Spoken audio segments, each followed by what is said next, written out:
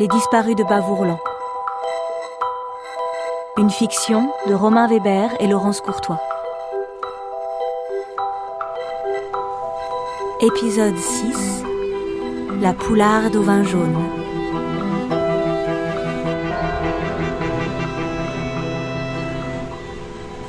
Notre Père qui es aux cieux, accueille ici-bas les corps d'une femme et d'un homme qui ont vécu de ton amour. Reçois dans ton royaume les âmes innocentes de 2 de tes enfants qui ont injustement souffert.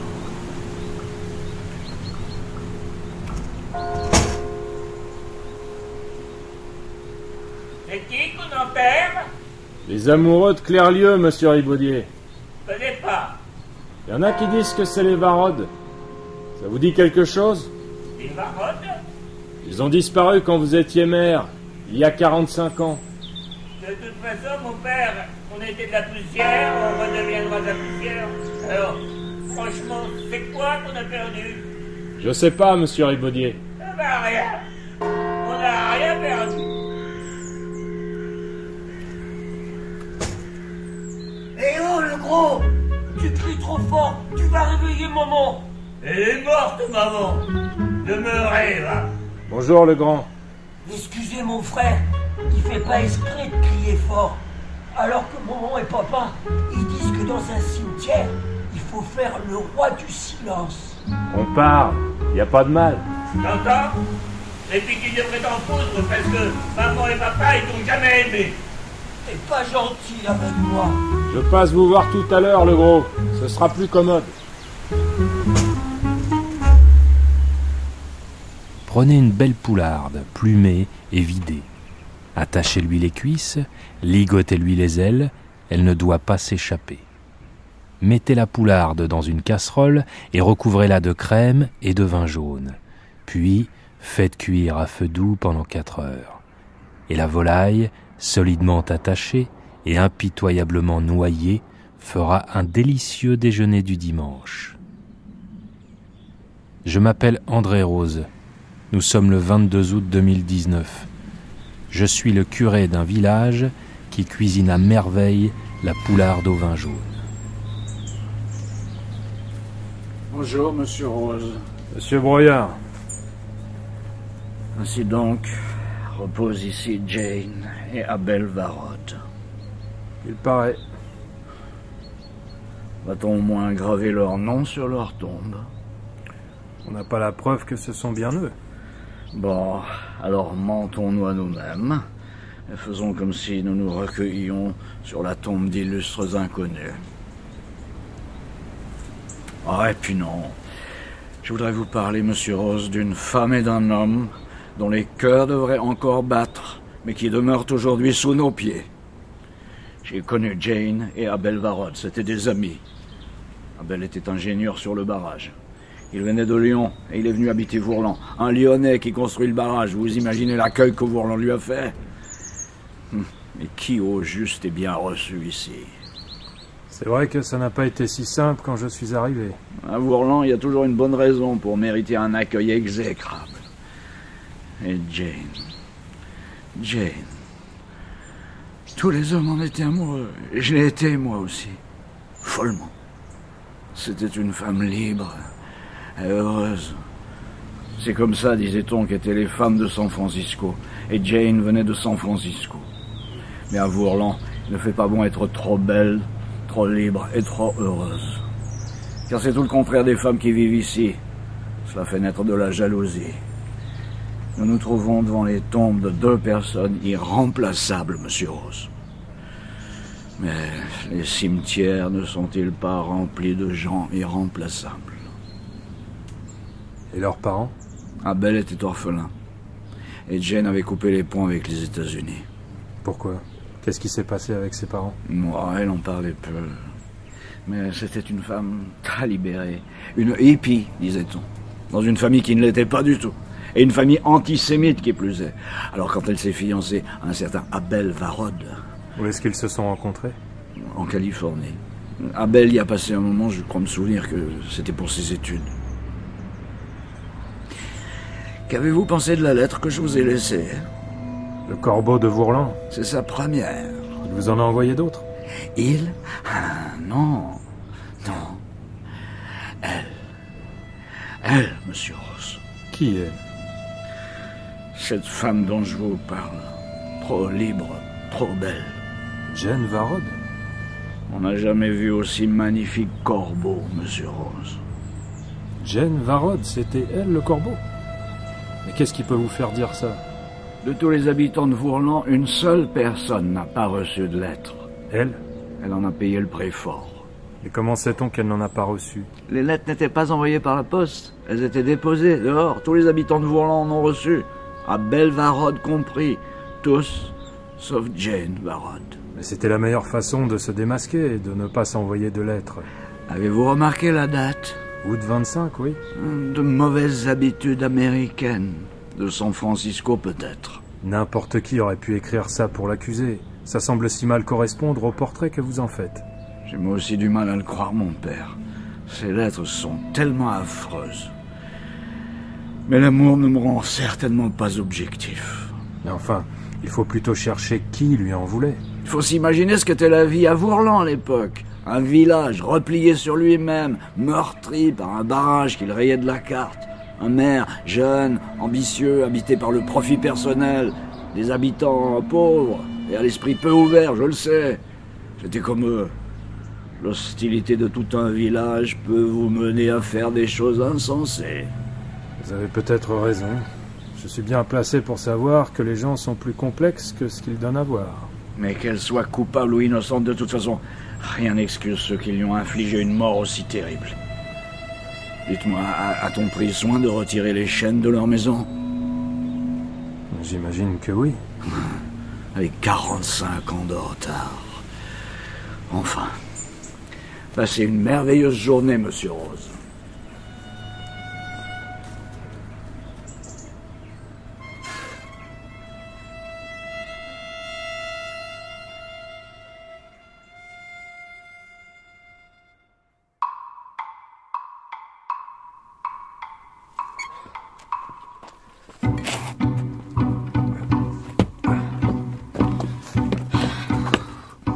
Mais tu m'avais dit qu'il était pas là, ton grand-père. Bah normalement il est pas là, Pourquoi je m'emmerde à passer par la fenêtre du grenier alors? parce qu'on sait jamais.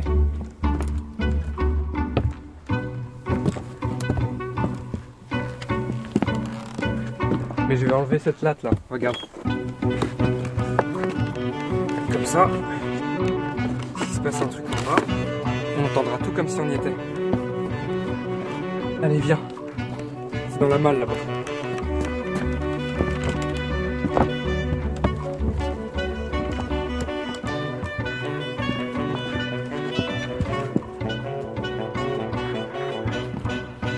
Il fait une chaleur ici. 36 degrés à l'extérieur. Alors sous le toit, on doit être au-dessus de 40.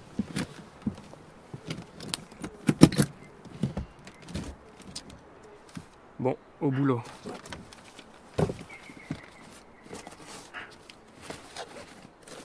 Pas ça. Pas ça. Tu te souviens de la gueule de ce truc? Ouais, des grandes capitales avec une écriture chelou. Surtout un max de journaux. Attends. Regarde. C'est les Varod. Ah ouais. Abel Varod, 33 ans, est ingénieur sur le barrage de Vourlan. Avec sa femme Jane, à droite sur la photo, ils habitent le village pour être au plus près des travaux. 27 octobre 74. C'est moins d'un mois avant le déménagement.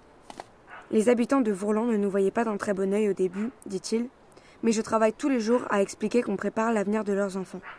Et des nôtres aussi, qui sait, ajoute sa femme avec un accent américain et un sourire complice. Ils avaient des enfants, les Varod? Elle est tellement belle. Il devait pas y en avoir beaucoup des grandes blondes comme ça à Vourlan. Les gays devaient sacrément la mater.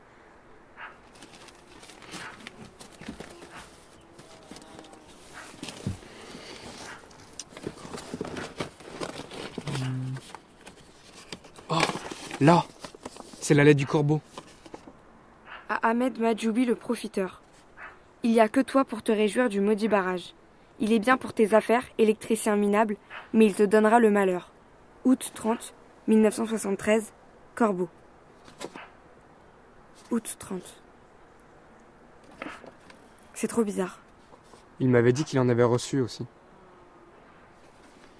C'est une photo de ta grand-mère accrochée là? Ouais. Elle a l'air toute fragile comme ça. Citron. Elle a pas l'air heureuse surtout. Je sais pas si elle l'était. Elle a eu une histoire difficile. Elle était italienne, c'est ça? Ouais. Et tu sais si ça se passait bien avec ton grand-père? Il est tellement pas commode. J'en sais rien. Il avait l'air de l'aimer. Mais qu'est-ce que j'en sais? Il y a peut-être la date au dos. Attends. T'avais remarqué ça? Quoi? Ça fait un bruit bizarre. C'est creux. Il y a un truc. Comme un faux plafond. Dans la malle. Aide-moi.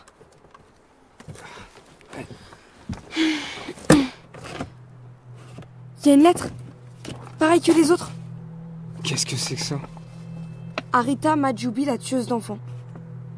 C'est la lettre qu'a reçue ta grand-mère. La tueuse d'enfants? Je t'ai vu faire la plus horrible des choses.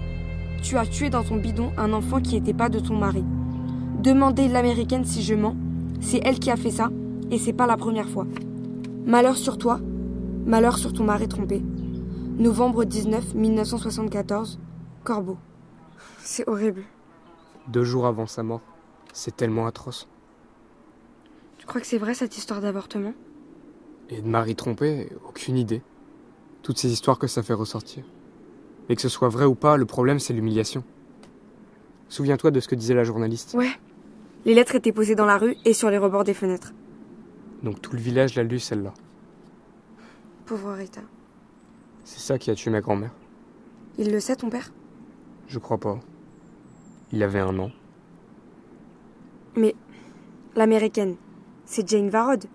Si c'est elle qui envoie ça, pourquoi elle s'accuse elle-même d'être une avorteuse? Ça a pas de sens. Ben si, elle a écrit des trucs sur elle aussi. Sinon elle était grillée tout de suite. Ça la disculpe pas. Mais si c'est le Corbeau et qu'elle s'est rien envoyé à elle, pourquoi elle parle quand même d'elle dans les lettres? Je sais pas. Elle tient pas cette histoire. Ouais, mais bon, elle a sûrement pas fini au fond du lac pour rien. Dans le lac de Clairlieu, il vivait 2 amoureux. Des noires profondeurs, ils chantent leur malheur. Tu crois que ça veut dire que... Les amoureux de Clairlieu, ils aimaient bien chanter. N'approche pas passant de ces drôles d'oiseaux. Et les drôles d'oiseaux, c'est les corbeaux. Donc les amoureux de Clairlieu, c'est les corbeaux. Si leur chant tu entends, tu finiras dans l'eau. Il valait mieux pas les entendre. Pauvre Rita.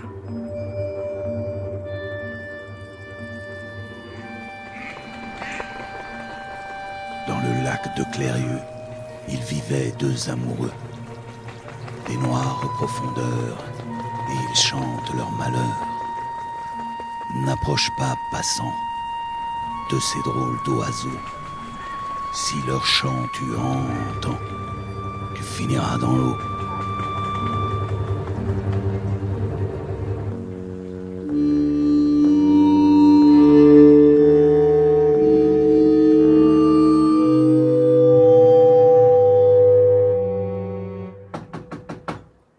C'est qui est là? C'est moi, monsieur Rivaudier. C'est André Rose. Ah, mon père, quel bonheur! J'apporte un morceau de morbier. Ça vous intéresse de le partager avec moi? Oh oui, entrez. Mon logis, c'est votre logis. Il doit me rester du pain dur. Et le morbier, c'est trop mou pour qu'on le mange avec du pain mou. Dites, c'est qui que vous avez enterré ce matin? Je vous ai dit, monsieur Rivaudier, c'est les Varod. Je connais pas. Jane Varod, le corbeau de Vourlan. De toute façon, on était de la poussière, on redeviendra de la poussière, alors franchement. C'est quoi qu'on a perdu? Rien. Ah ben rien. On n'a rien perdu. Ah, j'ai du pain.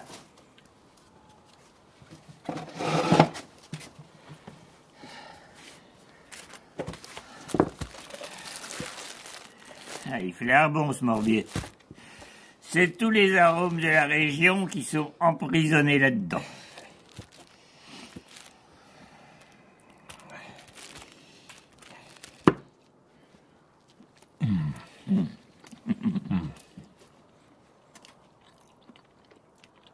Le Lévitique?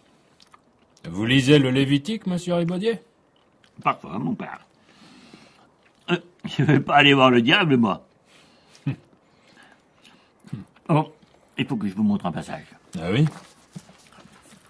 C'est au chapitre 24. Ah, si un homme blesse son prochain. Vous connaissez? C'est le passage le plus célèbre. Et après, ça fait quoi? Chapitre 24, vers 13. L'Éternel parla à Moïse et dit, si un homme blesse son prochain... Si un homme blesse son prochain, comme il a fait, on lui fera. Fracture pour fracture, œil pour œil, dent pour dent. Tel le dommage que l'on inflige à un homme, tel celui que l'on subit. Il faut pas vous mettre dans tous ces états, monsieur Ribaudier. C'est que ça m'émeut beaucoup. Je dois l'apprendre par cœur. Vous me faites réciter. Si vous voulez. L'Éternel parla à Moïse et dit, si un homme blesse son prochain, comme il a fait, on lui fera. Comme il a fait, on lui fera. Fracture pour fracture. Fracture pour fracture. Œil pour œil. Œil pour œil. Dent pour dent. Pour dent. Tel le dommage que l'on inflige à un homme, tel celui que l'on subit. Tel le dommage que l'on inflige à un homme, tel celui que l'on subit. Alors, reprenez-vous, monsieur Ribaudier. Par cœur. Par cœur que j'apprendrai. Par cœur jusqu'à ce qu'il arrête de battre.